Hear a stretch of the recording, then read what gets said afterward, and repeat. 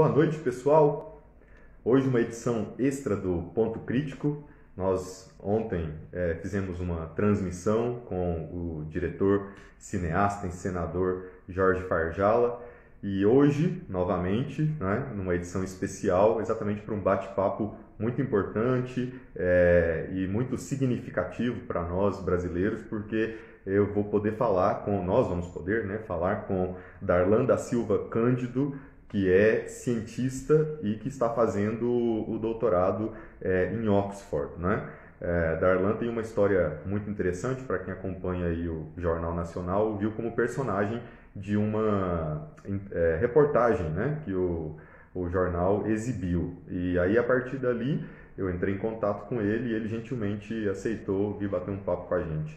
Leonardo Aires está aí e que pode também ajudar a gente a entrevistar o Darlan, né? Vou chamá-lo já para cá, exatamente para que a gente possa aproveitar bem o tempo, né? É bom dizer que depois nós vamos ter esse vídeo, né?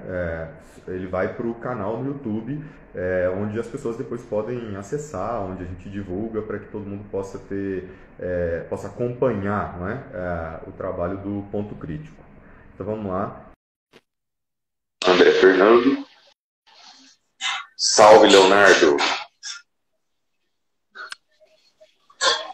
Oi, Darlan. Oi, Renato, tudo bem? Tudo muito bem, e você? Tudo bem também. Boa noite aí. Eu fazendo você. E para você quase madrugada, né? 9 horas. Não tá tão tarde ainda. 9 horas. Não tá. Darlan, eu fiz uma pré-apresentação sua, né? Eu disse que você é cientista, na verdade você é formado em farmácia, né? Você me corrija se eu estiver errado, sim, e faz atualmente seu doutorado na Universidade de Oxford. Bastante jovem para uma carreira já tão espetacular, né? Eu queria, em primeiro lugar, te agradecer a sua disponibilidade e pedir para você contar um pouco dessa sua carreira exatamente, né? Dizer para as pessoas que você é de Quixeramobim, no Ceará, e aí de como você sai de lá para o mundo, né? Olha, é interessante porque a primeira vez que eu saí do Brasil, vou cortar um pouquinho a história e eu volto depois para o começo. Mas a primeira vez que eu saí do Brasil, eu fui pelo programa Ciências Sem Fronteiras para os Estados Unidos. Isso eu tinha 20 anos. E eu lembro um amigo meu, né, da faculdade no Ceará, dizendo assim, né? Esse cara sai de Quixeramobim e quer ir para os Estados Unidos, né? E na época eles me deram uma camisa falando assim, os cearenses, os nordestinos vão conquistar o mundo, né? Que eu levei e usei na época, hoje já não tenho mais. Mas é interessante você olhar para trás e ver como aqueles passos que eu estava dando lá atrás, né, iam ter uns frutos tão grandes agora, tão grandes assim agora no começo e eu nem sabia.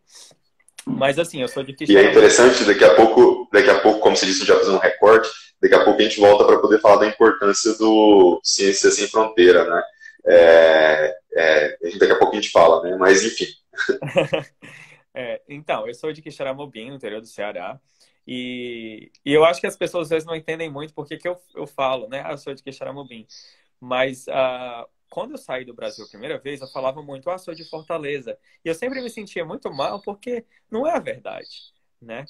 E eu sinto que falta uma representatividade, né? Falta você dizer assim, olha, eu saí de uma cidade muito pequena no interior do Ceará, né?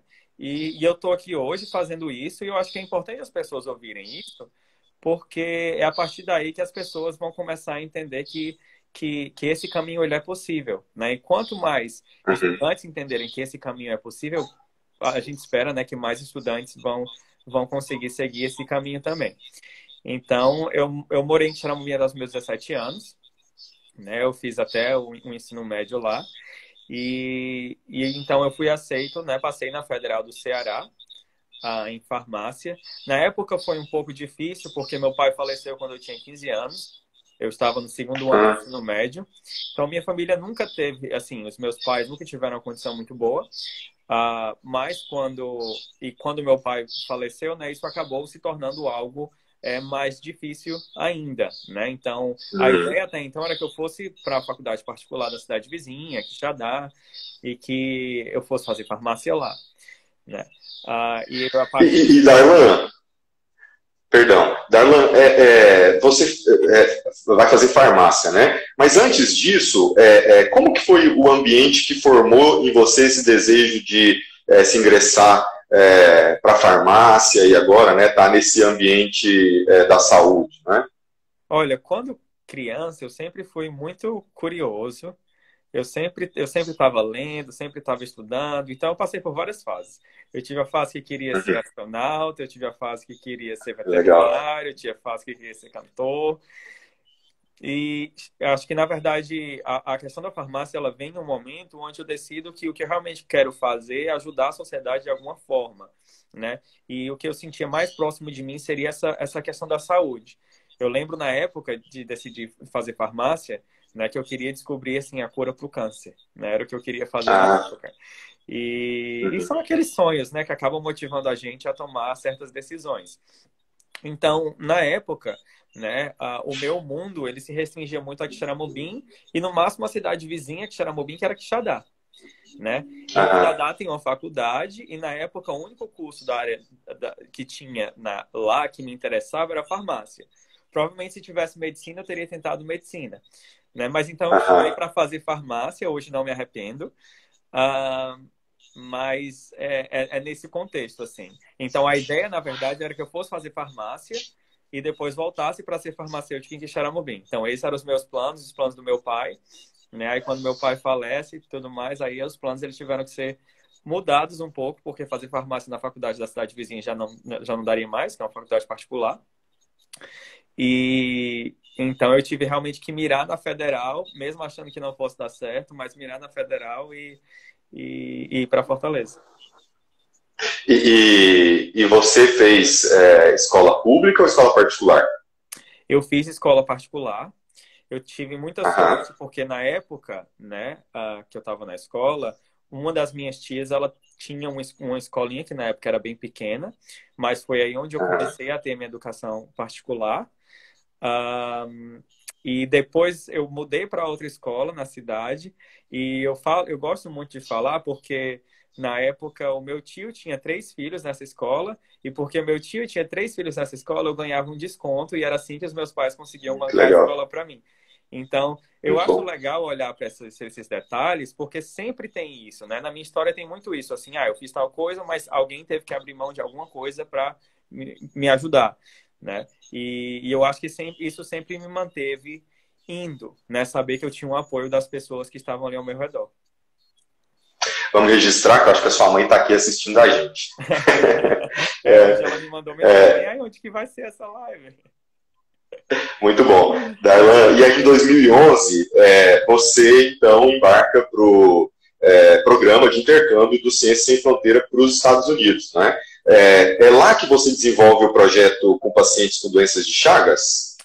Eu já desenvolvi um projeto com pacientes com doença de Chagas na Faculdade de Farmácia. Isso é uma coisa que eu devo muito à Faculdade de Farmácia na Federal do Ceará, que desde o meu segundo semestre lá que eu já tive contato com pesquisa e com ciência, e era tudo muito voltado para isso, para a formação de profissionais críticos mesmo. Então é lá que, dentro de um programa de atenção farmacêutica, ou seja, ali os farmacêuticos fazendo uma atenção aos medicamentos dos pacientes, né? Eu comecei a trabalhar com pacientes com doença de Chagas por causa da grande quantidade de reações adversas que os pacientes de Chagas têm quando eles tomam um medicamento para tratar a doença de Chagas. E aí é nesse contexto onde Chagas entra na minha carreira. Aí sim, no Ciências Sem Fronteiras, eu também continuei a trabalhar com Chagas, mas já aí foi para outro lado da pesquisa. Então, já tentei procurar formas de melhorar o diagnóstico, já tentei procurar mais medicamentos novos medicamentos que pudessem tratar a doença. Foi uma coisa mais que a gente chama em ciência da parte mais experimental, né? Antes eu estava muito na parte clínica com o paciente e depois eu fui para a parte mais experimental da coisa. Darlan, e qual que é o significado do programa em si, não é, do Ciência Sem Fronteira, na sua formação, na sua vida, né?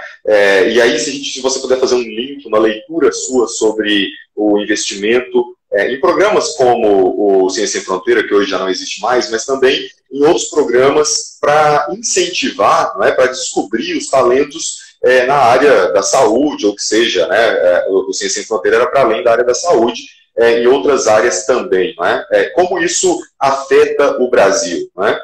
Olha, eu sempre falo em todas as minhas entrevistas que eu sou muito grato pela existência do programa Ciência Sem Fronteiras, né? Então, só para colocar aqui em contexto um pouco de novo, né? Eu saí de Quixeramobim, o meu mundo era Quixeramobim, eu ia ser farmacêutico e voltar para Quixeramobim. Eu fui para Fortaleza, então essa noção de mundo ela já foi expandida, né? E quando o Ciência Sem Fronteiras chega e ele foi lançado, e eu lembro muito que na época que o Ciência Sem Fronteiras foi lançado e eu fui na coordenação do meu curso, eles ainda nem sabiam o que era Ciência Sem Fronteiras, de tão adiantado que eu estava no processo de querer ir. E é por causa do Ciência Sem Fronteiras que os meus horizontes eles foram se abrindo. E algo que eu imaginei que nunca seria possível passa a ser uma realidade. Então não é nem a questão de eu realmente ter ido, mas é só a questão de você pensar que você já dá para aquela pessoa a possibilidade de pensar em um tipo de futuro diferente, né? Então, a partir daí, eu já busquei saber quais eram as melhores universidades na minha área nos Estados Unidos, se tinham outros programas que financiavam alunos irem para os Estados Unidos. Então, muito provavelmente, mesmo que Ciência Sem Fronteiras não tivesse dado certo, eu ia ter tentado, pelo menos, outras formas, né? Então, abriu muitos horizontes. Mas eu falo muito que sem o Ciência Sem Fronteiras, eu não estaria aqui em Oxford hoje, né? Porque realmente é o Ciência Sem Fronteiras que muda a minha vida, né? Um ponto de virada, assim, na minha vida. Ter estudado 1 ano e meio nos Estados Unidos, em 2 das melhores universidades do mundo, né? Do país e do mundo. E o tanto que eu aprendi na troca educacional, o sistema educacional deles é completamente diferente do que eu fui exposto, por exemplo, na Federal do Ceará, né? E tem os seus pontos altos e baixos, mas isso foi muito interessante para mim. E a troca cultural em si. Eu sempre falo que mesmo que de um ponto de vista acadêmico e científico eu não tivesse aprendido nada, mas só a troca cultural e a experiência de vida, ela já teria sido rica o suficiente para ter valido a pena. Então, eu sinto que a partir do momento que eu volto de Ciência Sem Fronteiras, eu volto um profissional, né, na carreira acadêmica diferente e uma pessoa diferente também. Darlan, a gente que passou pela universidade, né? Um ponto importante, eu acho até para a gente poder destacar para quem é adolescente, que talvez vai entrar na universidade agora, é que também é preciso existir, no caso do Brasil, um elemento muito importante no estudante, no profissional, que é a curiosidade, né? Por que eu digo isso? Porque muitas bolsas, isso eu estou falando da minha época, portanto, anterior à Ciência Sem Fronteira, não eram bem divulgadas. Então, os alunos, na verdade, é que tinham que procurar, né? Exatamente o que você comprovou aqui, dizendo que, olha, na minha universidade, eles não sabiam de tão avançado que eu já estava à espera e à procura dessas informações. É importante dizer isso, né? Que o estudante tem que ter essa proatividade, né? Exato. Eu falo muito, em várias entrevistas, né, que eu dei nesses últimos dias, eles me perguntam, mas qual que é a dica que você dá, né, para quem está começando a carreira? Eu falo, olha, seja muito curioso e seja muito persistente, porque o que não vai faltar são obstáculos, mas eu falo isso de um ponto de vista de alguém que conseguiu quebrar esses obstáculos. Às vezes eu nem sabia que eu estava, né, quebrando esses obstáculos, essas barreiras, mas se você persiste e você está rodeado de pessoas que te apoiam, você consegue chegar lá. Mas existe muito isso no Brasil. As oportunidades, elas existem. Elas não são muitas, mas elas existem. Mas elas são pouco divulgadas, né? Então, elas ficam concentradas ali em uma parte, né, da nossa população, para uma parte da nossa população. São pouco divulgadas e a gente tem essa diferença, né, de acesso a também essa oportunidades no nosso país, que complica um pouquinho mais. Mas elas estão lá e se a gente procurar um pouquinho, a gente acha que consegue quebrar essa barreira no sistema. E eu fico muito feliz em poder te receber aqui, exatamente para que a gente possa contribuir, que sejam, né, com 2, 3, 4, 5 pessoas, para que elas tenham essa visão de que é possível uma pessoa tão jovem como você, que já tem toda essa vivência já, em função, obviamente, né, dos programas que nós acabamos de falar, sobretudo do Ciência Sem Fronteira, mas também da sua proatividade, né? E isso é muito válido. Em 2017, você é o único latino-americano a ganhar a bolsa mais prestigiada de Oxford, que apenas 120 pessoas foram premiadas, né? Como que foi esse episódio também? Olha, é algo que eu tenho muita honra, né? Quando você para pensar, eu fui o único latino-americano a receber a bolsa mais prestigiada da Universidade de Oxford, mas ao mesmo tempo eu fico triste porque você percebe quão concentradas as oportunidades são, né? E para uma parte da população e quão escassas as oportunidades são para outra parte da população. Para você pensar que de dois continentes, né? América do Sul e América Central, uma pessoa só recebeu uma bolsa, né, de 120 bolsas que tinham, existe uma disparidade aí muito grande no acesso a essas bolsas, né? E eu não, eu me recuso a pensar que isso seja pela qualidade dos nossos estudantes, né? Pelo menos, assim, as pessoas com as quais eu tive contato no Brasil, nós temos estudantes excelentes, pessoas incríveis, né? Mas existe essa diferença aí no acesso e é uma falha do sistema, né? A forma como é o que é procurado no currículo dos alunos, são as experiências que os alunos têm e tudo mais. Mas, assim, para mim, realmente é uma honra muito grande saber que eu consegui, né, esse reconhecimento da Universidade de Oxford, mas aí uma meta para o futuro seria tentar conseguir que essa distribuição aí de oportunidades dentro da universidade seja um pouco mais justa, né? Principalmente aí com os nossos amigos, né? E brasileiros e também latino-americanos. Eu acho que é um ponto muito importante.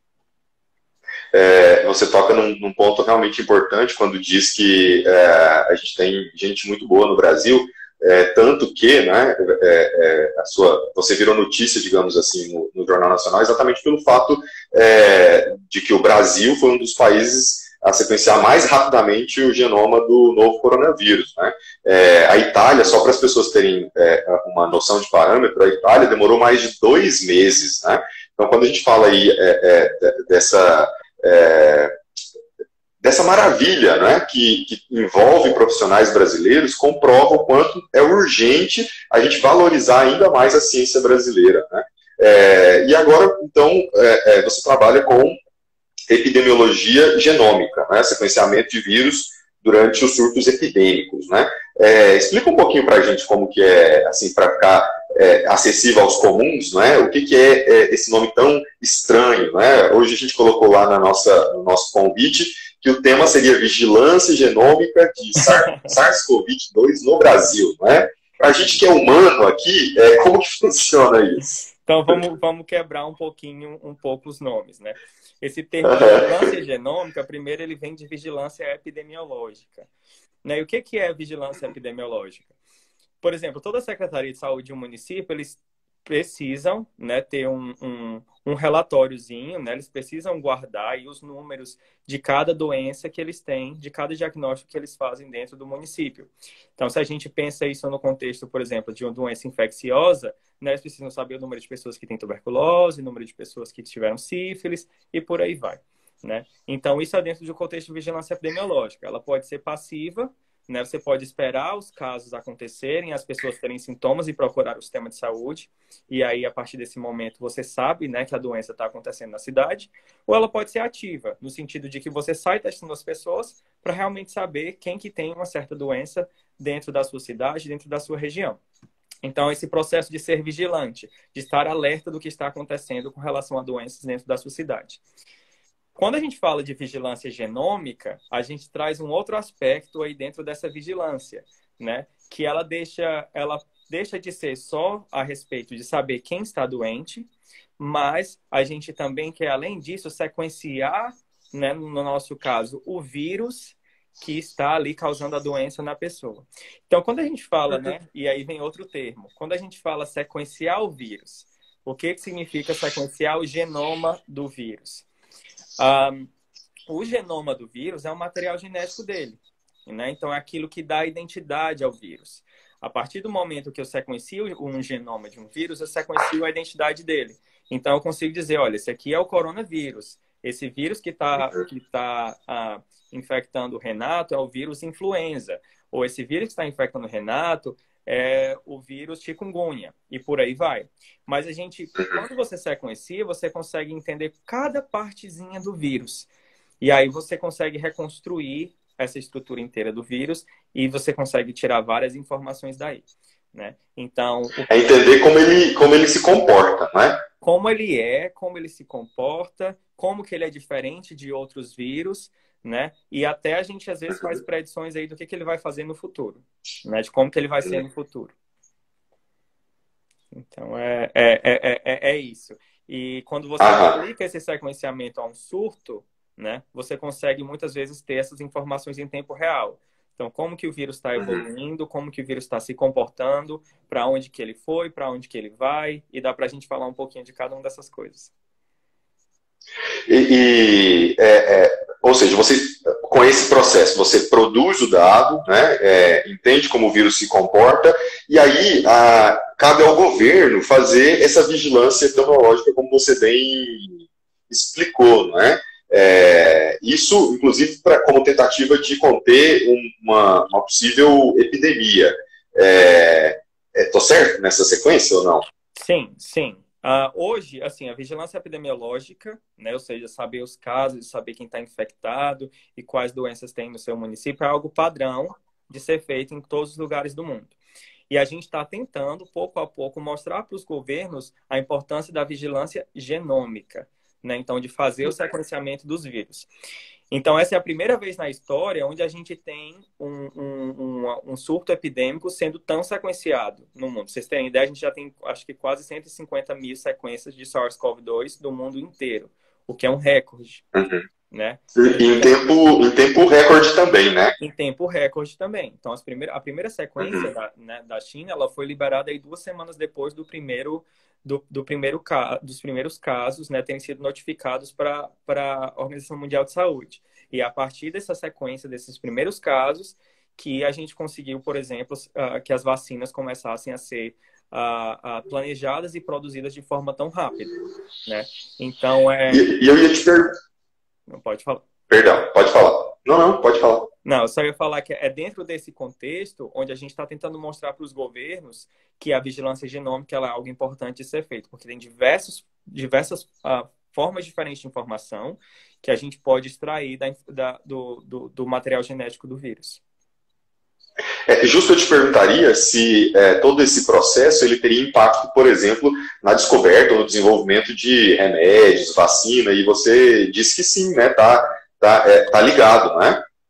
Com certeza. Para você produzir, né, um medicamento ou uma vacina para um vírus de uma forma mais rápida, você precisa entender, você precisa conhecer todas as partes daquele vírus, né, da estrutura daquele vírus. Então, é como se eu fosse produzir uma roupa para o Renato e eu preciso saber, olha, o Renato é dessa altura, o Renato pesa tantos quilos, né, o Renato tem um braço mais forte, um braço mais fraco, o Renato tem a barba grande. Então, você precisa entender todos os detalhes para você fazer uma roupa que vai ficar melhor possível para o Renato. E a mesma coisa é com vírus, né? Eu preciso realmente identificar esse vírus da melhor forma possível para que eu possa produzir um medicamento e uma vacina que seja eficaz o suficiente, que tenha uma atividade suficiente para aquele vírus em específico. E aí já puxa um gancho para outra parte, que é por isso também que a vigilância genômica tem que ser algo contínuo. Porque como o vírus ele muda muito rápido, eu preciso estar sempre sequenciando novas amostras de pacientes para que eu entenda se esse vírus está mudando e se isso tem um impacto nos medicamentos ou nas vacinas. Que gigante, né? Ô, Darlan, e aí, como... Não, como foi o desenvolvimento do que levou, então, a esse processo tão rápido, né? Levou o Brasil a sequenciar tão rapidamente o genoma do novo coronavírus. Você, só para lembrar quem está nos assistindo e quem vai nos assistir depois, você está, neste momento, você está na Inglaterra, né? E durante esse trabalho também você estava na Inglaterra e contribuía com grupo de trabalho aqui no Brasil? Como que foi esse processo também, né? Então, essa é uma pergunta, Renato, que ela é muito importante para a gente entender que, como nada na vida, ciência também não é feita da noite para o dia, né? Não é uma coisa que acontece do nada. Então, para que vocês entendam como que o Brasil conseguiu sequenciar os primeiros genomas do coronavírus em 48 horas, a gente tem que voltar um pouquinho na história e falar da epidemia de Zika em 2016. Então, é no contexto da epidemia de Zika, e a Ingrid, ela estava aqui assistindo, eu não sei se ela ainda está, mas a Ingrid, ela já está nessa história há mais tempo que eu, a Ingrid Moraes. Então, é no contexto da epidemia de Zika que o meu orientador aqui em Oxford e um grupo de pesquisadores da Universidade de Birmingham, aqui na Inglaterra, vai para São Paulo, junto com um grupo da doutora Esther Sabino, que vocês já devem ter visto falar bastante dela também na televisão, né, junto com a Jaqueline Góes. E, a Ingrid está assistindo. E a partir desse momento, que começa uma colaboração para desenvolver métodos de sequenciar esses vírus, né, esses patógenos, da forma mais rápida possível. Então, o que eles fizeram foi transformar uma van em um laboratório e viajar pela costa do Nordeste brasileiro, acho que foram 7 estados, sequenciando amostras de Zika. E esse, na época, com 54 vírus, né, com 54 amostras sequenciadas de Zika no Brasil, foi o maior estudo genético de Zika do nosso país. Então, é a partir desse momento que tanto a capacidade laboratorial, os recursos humanos, né, e a questão de reagentes começou realmente a ser desenvolvida para que hoje, 5 anos depois, em 2020, a gente conseguisse fazer isso em tempo recorde de 48 horas. Então, a Ingrid, ela é uma das grandes responsáveis por isso ter acontecido, porque ela focou, nesses 5 anos de doutorado dela, ela focou justamente em melhorar essas técnicas que já tinham começado a ser usadas lá em 2016 e que, na época, nós éramos o único grupo no Brasil trabalhando com isso. Então, foi muito investimento, tanto de nós pesquisadores, mas também investimento em ciência, em pesquisa, e aí eu falo mais de investimento dinheiro mesmo, né? Para que tudo isso pudesse acontecer, né? Então, é dentro desse contexto onde nós já estávamos preparados, né? A gente sabia que ia chegar no Brasil em algum momento o novo coronavírus, porque estava se espalhando muito rápido para outros lugares do mundo. E então a Jaqueline e a Ingrid já estavam prontas. E aí, na terça-feira de carnaval, quando o primeiro paciente foi confirmado, elas foram lá e conseguiram sequenciar em 48 horas. Né? Então, ela é uma história que ela é composta de várias partes, mas que ela começa 5 anos depois com uma parceria. E aí a gente nem sabia que isso ia acontecer, né? Que essa pandemia ia acontecer. E eu acho muito legal de você falar sobre isso, sobre a questão do tempo, porque, de novo, no senso comum, né, nós temos agora a sensação de que as coisas estão acontecendo muito rápido, e, na verdade, esse muito rápido está, muitas vezes, assentado, baseado no que muito já se viveu anteriormente. Né? Eu recebi aqui, tive a oportunidade de falar com o Dr. Gustavo Cabral, que é um cientista pesquisador da FAPESP, né, baiano também, lá do povoado de... Gustavo, porque ele fez pós-doutorado aqui em Oxford, e no meu primeiro ano de doutorado ele ainda estava aqui. E excelente pessoa. Também lá de Crenhenhen, o município de Tucano, para eu não errar e fazer justiça a ele, a origem. Né?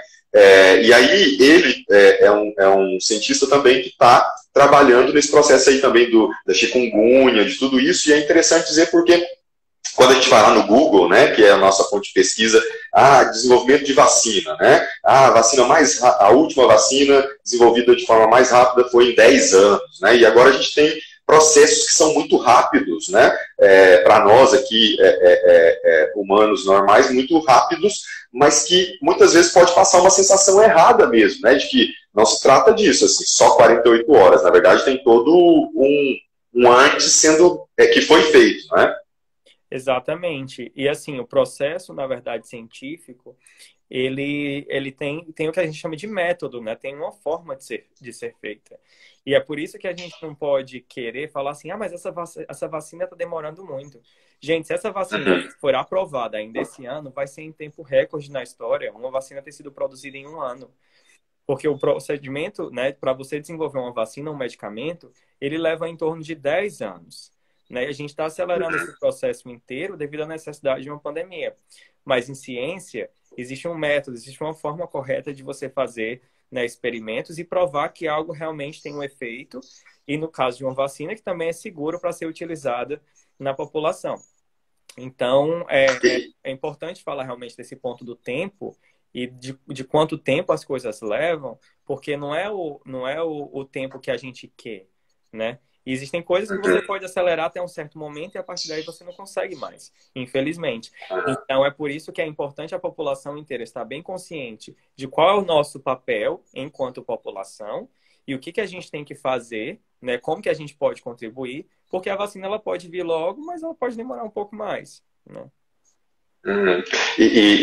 Exatamente, né? Quer dizer, agora trabalhando aí com prognóstico, né? Você acha que a gente vai ter uma vacina aprovada ainda esse ano? E a outra pergunta é qual é o risco, portanto, né, de se pular etapas, às vezes, se correr, como, por exemplo, no caso da vacina russa, né, que muito se falou da não publicação lá no processo de construção da vacina, né, da não publicação em veículos reconhecidos, renomados, respeitados, né, e que impacto isso também, essa pressa pode ter também em desdobramentos para a população, né? Sim, não, com certeza. Com relação aos impactos, né, não, primeiro, com relação a se a vacina ainda vai sair esse ano, é possível, né? Tem vacinas aí realmente que já estão bem avançadas, mas isso depende também, né, do que acontece dentro dos estudos, por exemplo. E aí eu também vou tocar um pouquinho na questão da segurança, né? A vacina de Oxford, né, onde a gente ouviu, né, que ela tinha sido parada porque tinha tido reações adversas no paciente e depois até que um paciente faleceu, né, que depois foi visto que o paciente que faleceu, na verdade, o participante do estudo, ele não tinha tomado a vacina em si, mas ele tinha tomado o placebo, né, ou seja, aquilo que é dado para o grupo controle e que não é uma vacina. Então, é a partir desses relatos que você sabe também a confiabilidade do estudo. Porque se é um estudo sério, se um paciente tem problema, eles vão fazer o quê? A gente vai parar e a gente vai averiguar se isso tem relação ou não com a vacina. Se não tiver, a gente vai continuar, né? Então, tem sim como você acelerar os processos, né? Acelerar as etapas e ainda assim manter a segurança, né? E a eficácia de uma vacina. Agora, você também só consegue acelerar esses processos, essas etapas até certo ponto, né? Porque a partir do momento que você acelera depois também, você perde essa noção aí da segurança e da qualidade dos resultados. É verdade. O Darlan, entrando um pouco mais na sua área, né? Mas assim, tentando ser ainda bastante acessível, né? Principalmente para mim, que sou historiador, né? Eu estive estudando e eu gostaria, na verdade, de falar essa pergunta minha no sentido da tecnologia, da novidade, ainda na linha da rapidez, né? E mais até, né? Quando a gente pega os números da mortalidade, por exemplo, no Brasil, né? Ou talvez no mundo também, né? Na segunda onda agora na Europa, tem muita gente contaminada, mas o número de mortos diminuiu e muitos especialistas têm dito que isso tem a ver com o quanto se conheceu do tratamento, o quanto se evoluiu no tratamento, né? E aí, a minha pergunta no caso do Covid-19, o genoma ele é constituído por RNA fita simples, você estava estudando. O sequenciamento exige copiar esse RNA fita simples, mas transpor, né, transformar em DNA para ele ser feito. Né? E para isso foi utilizado, eu estava estudando, uma tecnologia chamada nanopore, né? Tudo isso para nós aqui que somos leigos, né, parece um processo muito, muito complexo de ser entendido, mas fala para a gente dessa relevância da descoberta e, portanto, do conhecimento mesmo agora de uma pandemia que nós estamos vivendo desde março até agora, né? Com relação, por exemplo, à questão das mortes, é sempre importante a gente lembrar, e aí você tocou numa questão muito importante, né, do quanto a gente já entendeu, né? Então, por exemplo, na primeira onda, primeiro, existe uma diferença na questão da testagem. Na primeira onda, a gente estava fazendo muito pouca testagem, não tinha testes disponíveis, até para os países mais ricos na Europa, você imagina uma pandemia de um vírus novo, que você não estava esperando que fosse acontecer, os testes ainda estavam sendo desenvolvidos, e a partir do momento que era desenvolvido também, você tem que produzir vários testes, e tem um processo logístico muito grande no meio de uma pandemia para começar a distribuir isso para todos os países. Então, o cenário que a gente tinha, aqueles números que a gente tinha da primeira pandemia, da primeira onda, eles são números que não são reais. né? Então, estima-se que, por exemplo, aqui no Reino Unido, quando a gente estava tendo aí 6 mil casos diários, nós estávamos tendo, na verdade, 100 mil casos diários. Uau! Então, aquelas mortes que a gente achava que eram relativas a 6 mil casos, elas não eram relativas a 6 mil casos, elas eram relativas a 100 mil, né? E hoje a gente já tem números que são muito mais fiéis ao que a gente está vendo pela quantidade de testes que estão sendo realizados diariamente, né? Pelo menos, por exemplo, aqui na Europa, né? A Alemanha foi um dos países que desde o começo conseguiu fazer aí testagem mais em massa, junto com a Coreia do Sul, e tinham números muito mais fiéis de mortalidade. A mortalidade desse país era muito mais baixa, né? Do que em outros países, justamente porque não estava sendo testado muito. Segundo, né, o que a gente aprendeu também é que existem medicamentos que não curam, mas que podem ajudar bastante no tratamento, né? Então, aí a gente tem os corticoides que são utilizados por pacientes graves que estão em ventiladores, né, em respiradores, e que reduzem aí, acho que em 2/3 o risco de mortalidade, né? Então, a gente já sabe isso também. Já se sabe que nem todo paciente precisa ir para um respirador, para um ventilador, né? E que às vezes pode até dificultar a recuperação do paciente, que tem outras consequências.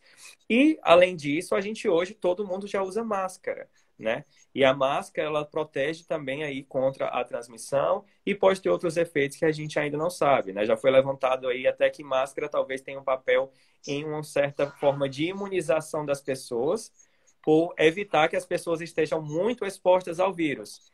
Então, é quase assim, a máscara não protegeria contra o vírus de uma forma de 100%, mas o pouquinho de vírus que você entraria em contato te deixaria imune ao invés de doente. Então, existem vários aspectos aí que foram aprendidos e várias outras barreiras que foram implementadas e que têm um impacto nessas mortes aí também, né? Mas o que a gente está vendo as mortes estão aumentando sim, né? Aqui nessa segunda onda na Europa. Elas só não estão aumentando tão rápido quanto a gente esperava comparado à primeira onda. Mas aí eu realmente deixo a minha opinião aqui de que isso está muito relacionado às limitações que a gente teve com a testagem, né? E você quer que eu fale um pouquinho da questão do RNA, do nanopore? Quero. Tá. Quero. Então, sua fala é muito didática, a gente entende bem. Que bom, fico feliz. Pode falar que eu tenho que explicar de outra forma. Eu pergunto. Então, assim, o sequenciamento chamado de nanopore, ele é um sequenciamento que, para português, a gente traduziria como nanoporos. Né? O que é um nanoporo? O nanoporo, ele é um poro, ou seja, uma abertura, né? Um cilindrozinho aqui, ó, vou fazer com a minha mão, né? Tem uma entrada e uma saída, e que ele é muito pequeno, né? Da escala aí dos nanômetros, né? Que é muito pequeno, que a gente não consegue ver a olho nu, né? Basicamente. Então, o que foi descoberto pela Oxford Nanopore, que é a empresa aqui em Oxford que produz esse sequenciador? Que quando o material genético, quando o vírus passa por dentro desse nanoporo, né, ele passa numa extremidade e sai na outra, ele tem uma diferença aí de corrente elétrica. E a partir dessa diferença de corrente elétrica, né, que a gente pode pensar ela assim como se fosse um desfibrilador, que eu consigo detectar cada parte do vírus, cada informação do vírus. Então, o sinal que vai sair do meu sequenciador, na verdade, não é nem a sequência do vírus em si, mas é só um garrancho que te fala de sinal elétrico, né? E esse sinal elétrico a gente consegue converter no vírus em si.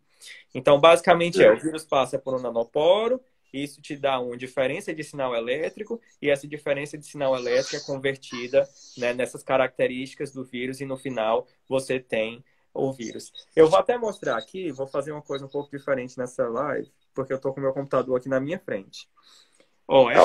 Cada uma dessas letrinhas aqui, ela é uma parte da informação do código genético do vírus, tá? Então, cada linha dessa é um vírus de um paciente diferente, ó. Então, esse aqui é um vírus, isso aqui é outro, isso aqui é outro. E você vê que algumas dessas cores, elas são diferentes, ó. Aqui tá azul e aqui tá verde. Então, isso aqui poderia ser uma mutação, né? Porque esse vírus aqui, nessa posição, é diferente desse. Então, essa informação que sai, né, no aparelho do sequenciador, e que a gente consegue converter nessas informações aí de letrinha, que para a gente, né, que trabalha com isso, a gente entende como sendo o código genético do vírus. Né? Eu olho para esse vírus, se eu tivesse a sequência do vírus que infectou o Renato, eu olharia e dizer assim, esse aqui é o vírus do Renato. Então, o vírus do Renato, ele é assim, assim, assado. Ele é diferente desse aqui por causa disso aqui. E é essa informação que você consegue ter. E é um trabalho, portanto, muito minucioso. É um trabalho minucioso e ele é um trabalho que, assim, eu acho que se a Ingrid estiver assistindo, ela vai concordar comigo que quanto mais a gente estuda, menos a gente acha que a gente sabe. Porque é muito complexo no sentido de, por exemplo, você me perguntou antes, eu estou aqui na Inglaterra, como que eu ajudei nesse processo? Quem sequenciou foi a Ingrid e a Jaque lá em São Paulo, né? Eu não estava em São Paulo, não tinha como sequenciar porque o vírus estava lá e eu estava aqui. Então, elas sequenciam, sai essa informação aqui, que eu mostrei para vocês, essas letrinhas coloridas, né, que é a informação do vírus. Aí elas mandam para cá e eu aqui faço as análises e consigo dizer, esse vírus aqui é parecido com o vírus da Itália. Ele é diferente por isso, por isso e por isso. Né? Então, eu entrei e entro muitas vezes na segunda parte, que é a parte da análise. Né? O que eu consigo entender agora que a gente tem esse genoma? O que ele representa para mim? Né? Porque o genoma por si só, você olhar para ele, você vai falar assim, tá bom, agora eu tenho um genoma. Mas e aí? Né? De onde que veio, para onde que ele vai, quando foi que ele chegou no Brasil? O que eu consigo entender? Está mutando, não está mutando? Então, são essas perguntas que eu tento resolver. Legal. O Leonardo, ele é um sujeito muito especial aqui para nós. Ele abriu o nosso projeto, né, cientista político, de renome também. Parabéns pela habilidade como comunicador científico e parabéns pela trajetória de suas conquistas. Muito obrigado, Leonardo. Eu queria fazer uma conexão com um tema anterior, se você me permitir, que eu fiz uma postagem no Facebook falando sobre a minha sensação. Eu tenho 3 filhos, de todas as idades, e a minha sensação de que esse processo de recolhimento, esse processo de uso de máscara e da higienização das mãos, dos alimentos e tudo isso, como evitou que as muitas outras doenças que nós sofremos no ano passado, gripes, viroses. Você que é brasileiro, você sabe que aqui no Brasil é muito comum, né, você ir ao médico e aí o médico dizer que você está com uma virose, né? Então a virose ficou muito popular aqui, todo mundo diz que qualquer coisa teve uma virose e tal, né? E aí essa postagem, ela teve algumas intervenções, né? Um colega até colocou que é porque eles não estão indo na escola, né? Mesmo não indo à escola, quer dizer, mesmo na escola, nós tínhamos, né, este processo de não preocupação. Imagina você crianças na escola, né, que pega coisas do chão, coloca na boca e tudo isso, né? Hoje, quando nós estamos vivendo ataques frequentes à ciência, né, colocações como essa, como a sua, né, ou essa talvez minha percepção de que esses hábitos tão primários que a gente deveria ter como incorporados à vida, né, ou seja, são colocados em xeque, né, na verdade, né, porque o tempo todo nós temos hoje em dia, né, tanto políticos quanto pessoas atacando a ciência, né? Sim, não, isso é um ponto extremamente importante, porque não é só nem a questão de ficar em casa, né? Como você falou, são coisas mais simples que vêm antes disso. Se você pensar no passado, aqui na Inglaterra mesmo, que onde muitas pessoas falam, né, que é onde nasceu a epidemiologia, principalmente voltada a doenças infecciosas. Morria muita gente, né, todos os anos, simplesmente pela ausência do fato de lavar-se as mãos. Né? Então, existe um caso, né, muito bem conhecido na literatura de uma cozinheira que ela não lavava as mãos e que ela estava infectada.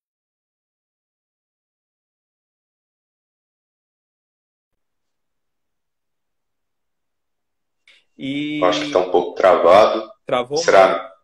Quem está assistindo pode...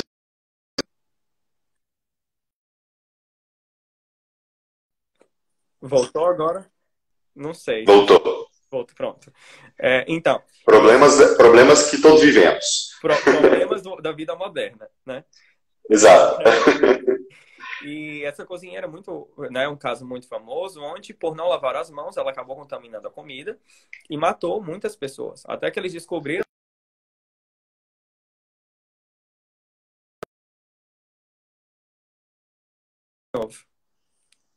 Travou de novo? Voltou?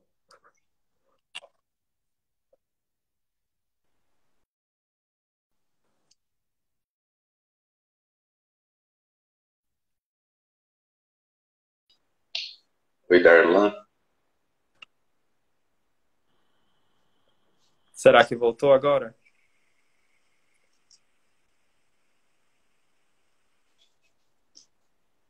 Ó, voltou.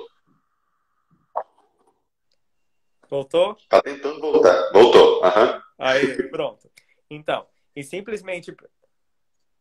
Ah, que chato isso. Ah, voltou.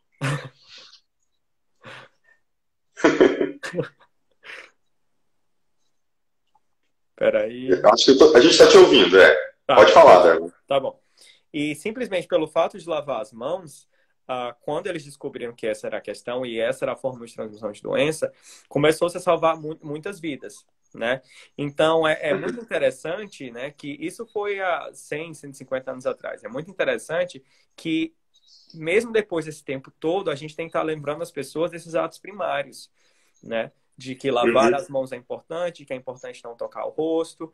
E isso também é parte do fato de a gente viver num mundo onde a gente tem aí muitos medicamentos, muitos tratamentos disponíveis, e acaba dando aquela falsa impressão de que, né, toda infecção tem um tratamento, tem um jeito.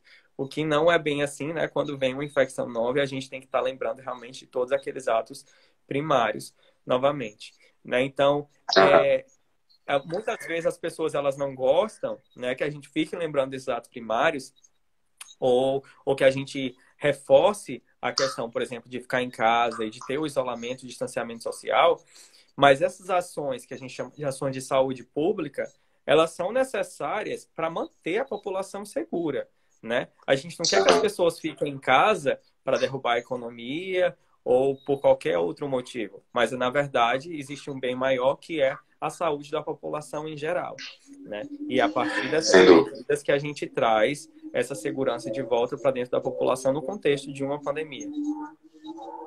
Darlan, e aí, né, portanto, cabe perguntar, na verdade, né, do impacto hoje em dia das fake news no seu trabalho, né, no trabalho do cientista, né?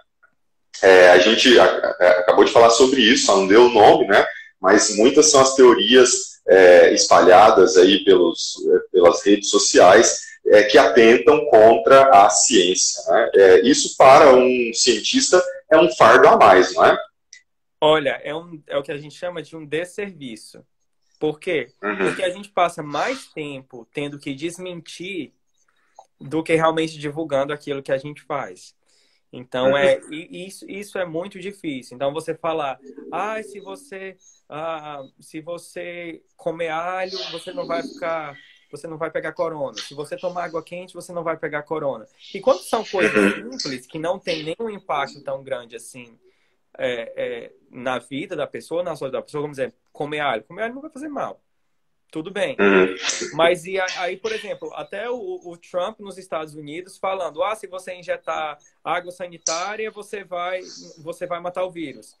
Então, gente, o tempo que a gente leva para fazer as pessoas entenderem que isso está errado e que isso tem consequências graves é muito grande. Porque você falar, por exemplo, que água sanitária mata o vírus ou que alho mata o vírus é uma saída fácil para o problema. Então, as pessoas, é mais fácil para as pessoas acreditarem e querer se prender a esses fatos, por mais que eles sejam mentira, porque eles são fáceis e mais simples. Então, é uma solução rápida para um problema que não é simples assim. E aí vem o cientista, com palavras difíceis, querer explicar para a população, né, que tem que fazer estudo clínico de fase 1, fase 2, fase 3... E aí a população eu vou comer meu alho, porque o alho vai me salvar, né? É verdade. Então, existem várias camadas dessa questão das fake news, porque tem um documentário muito bom no Netflix, eu não sei se você já assistiu, que é... Qual que é o nome? É um documentário que foi feito a partir de ex-funcionários do Facebook, do Google, do Instagram. O Dilema das Redes. Isso, Dilema das Redes. Isso. Assisti. E ele é excelente, ele fala um pouquinho sobre isso, ele fala que fake news, elas se espalham 8 vezes, acho que 7, 8 vezes mais rápido do que notícias reais. Mas é porque fake news são mais interessantes, né? Mais interessante, as pessoas estão mais interessadas pela mentira do que pela verdade. E a mesma coisa acontece né, dentro da epidemia, dentro da pandemia mundial de coronavírus. E tristemente, né, vale registrar que muitos dos vídeos e muitos dos textos que circulam são assinados, inclusive, por profissionais da saúde, né?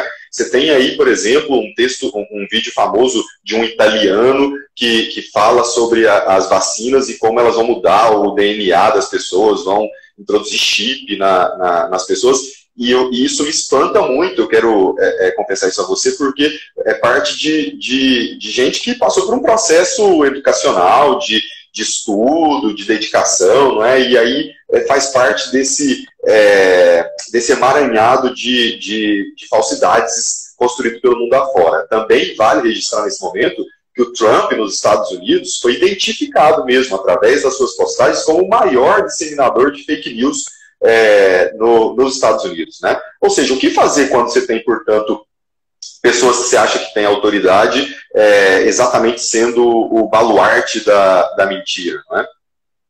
Eu acho que essa é um dos poréns, é uma das dificuldades de você viver num mundo extremamente globalizado, né? A gente tem um acesso muito rápido à informação, mas a gente também tem um acesso muito rápido à desinformação, as fake news. Então, por exemplo, o que o Trump fala lá nos Estados Unidos acaba tendo um impacto mundial muito rápido, né?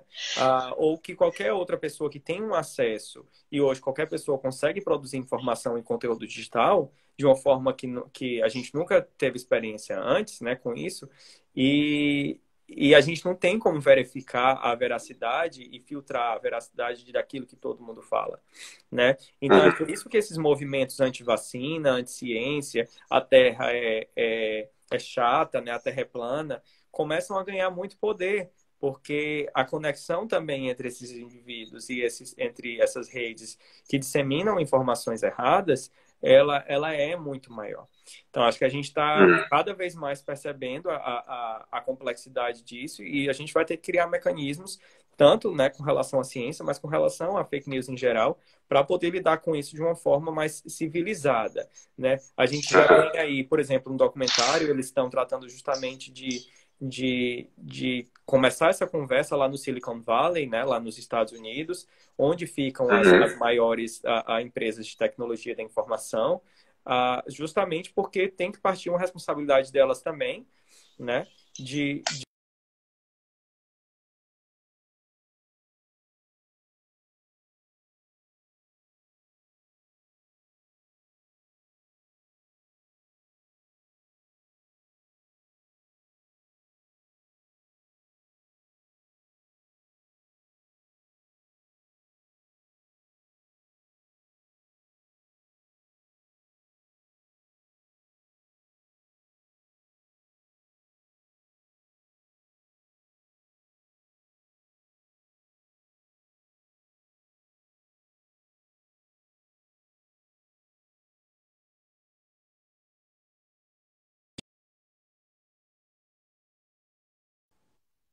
Voltou? Aí. Voltou. Darlan, nós estamos caminhando para o final, né? E aí, antes da gente terminar, eu gostaria de te pedir para falar um pouquinho, né, rapidamente, sobre a situação neste momento aí na Europa, né, da pandemia. E também, eu lembro que a gente conversou mais cedo e eu falei assim, Darlan, eu posso te perguntar sobre o seu prognóstico para uma segunda onda no Brasil, né? E você disse, olha, não é muito científico, mas são especulações, né? Se você pudesse fazer essas duas leituras. Você pode repetir um pouco a pergunta? Travou um pouquinho aqui para mim. Posso, tá me ouvindo agora bem? Sim, agora eu tô. Para que você falasse sobre a situação da Europa neste momento, né?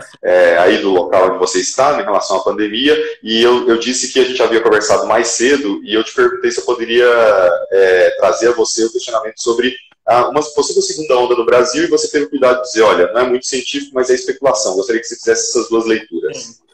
Olha, aqui na Europa a gente está vivendo uma segunda onda, né? Isso é fato. A diferença, por exemplo, entre a Europa e o Brasil é que aqui na Europa a gente conseguiu controlar a primeira onda, né? Então, ali em maio e junho a gente teve uma redução muito grande dos casos, em alguns países aí quase chegando a zerar, né? A incidência, a quantidade de novos casos por dia. E aqui nesse momento, a gente vive a questão um pouco da contradição, né? Então, ao mesmo tempo que os países ficaram fechados por aí, às vezes quase 2 meses, né, parados em lockdown, e você teve um impacto muito grande na economia e também na educação, né? Já que as escolas e as universidades não fechadas. Então, no momento em que você faz essa reabertura e você quer dar um empurrão de novo na economia e trazer um pouco da educação, do tempo perdido na educação, né, desses indivíduos, você acaba, claro, tendo que incentivar as pessoas a saírem de casa e entrar em contato umas com as outras novamente. Né? Então, não dá para a gente falar que a gente não sabia que uma segunda onda ia acontecer, a gente sabia que a segunda onda ia acontecer, né? A gente só não sabia que ela ia acontecer assim de forma tão rápida, né? E que ia crescer de forma tão rápida também. Então, aqui na Europa, a gente, no último mês, principalmente, né, tem tido um surto muito grande de casos novos. E, ó, claro, teve-se uma relutância, né, em tomar medidas mais drásticas, como o segundo lockdown. Aqui na Inglaterra, a gente está começando o segundo lockdown hoje, né? Então, vai ficar por pelo menos um mês, mas isso vai depender de como que os números realmente reduzirem dentro desse mês. Talvez precise ser estendido. Que na Inglaterra está se tomando um rumo um pouco diferente, não se fechou escolas e universidades, o que eu realmente acho que é uma pena, porque grande parte da transmissão em algumas cidades, como por exemplo Oxford, vem das universidades, sim, né, devido à grande quantidade de estudantes. Mas tem o lado positivo da questão, que a gente um pouco já discutiu aqui, que é o quanto a gente já aprendeu e a gente já sabe lidar um pouco melhor com isso. Mas é claro que a gente precisa também tomar as decisões certas nas horas certas, né? Senão a epidemia ela cresce e aí você perde o controle daquilo que está acontecendo. No Brasil, vamos ter segunda onda? Muito provavelmente sim, né? Não tem como... vai acontecer, a não ser que a população inteira fique imune, né? Não tem como você não ter uma segunda onda. Agora, o difícil de falar do Brasil é que no Brasil a gente não saiu nem da primeira ainda. Infelizmente. Né? Então, agora a gente está chegando aí, talvez no que seja aí no final de uma primeira onda, mas a gente ainda está tendo, né, um grande número de casos. O Brasil é diferente da Europa, né? Na Europa, se você pensa em questão de gráfico, né, de casos, aí a gente teve um pico super alto, lockdown, e aí começou a queda.